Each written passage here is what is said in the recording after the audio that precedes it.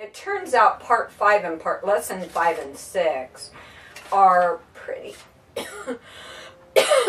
pretty self-explanatory. What are those about? I don't. So part 5 was just learning to. Oh. So you know. Think in thirds and fourths and fifths. I mean skips. Right, skips. Yeah, Okay. which is A through G, and you should memorize A through G, the alphabet. You should be able to skip around on that alphabet. A couple really important things about that. You want to be able to start anywhere and get back to that letter, and not get hung up at the A to G, slot. So you need to be able to think like from E, F, G, A, just like that, and get to A without thinking E, F, G, A.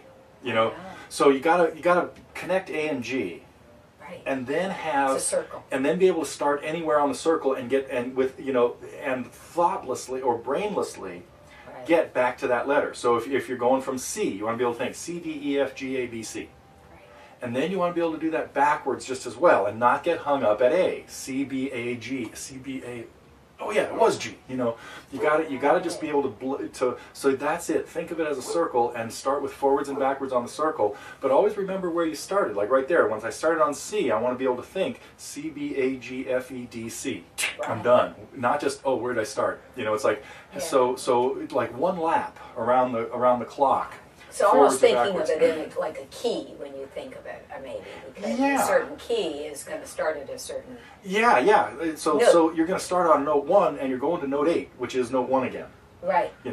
And so forwards and backwards, one just in alphabetical order first. Right. Then, but the big obstacle there is the G to A connection. Is again thinking of us as a circle, not a line. There are no stopping points on this circle. Right. It's like you on a clock. 12 is right next to 1. You don't get to 12 and then think 13. There's no 13. Oh wait, yes there is. It's like okay, so you got to think of it like a clock. Rote memory from and it's just that G years and A are just like 12 and 1. Right. Okay. And as much as I know A to G and I could go backwards, I have to think. And you're going to stop at G or you're going to stop at A. That's what I mean. You're going to like reset. I still have to think. And you got to get past that. Okay. Yeah. Then the next one is doing it skipping notes. Right. So that's thirds. Yes. And you have it here starting on G. That's great right. because we're avoiding that G to A cross. But now you got to know that when you get to F, G, B, D, F. Now I'm into the A. It's like F and A are now next to each other with every other skip. But it's because you've skipped G and you've gone to A. Right. But then the word face saves you. Right. So that F-A-C-E. Right.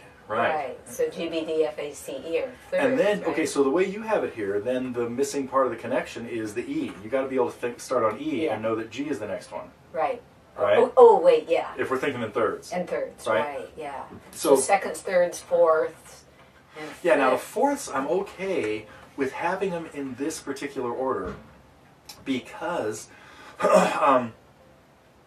you rarely have to go through the whole thing multiple times. And the reason that these orders are good, with the fourth starting on B and the fifth starting on F, are because that's how they appear in key signatures.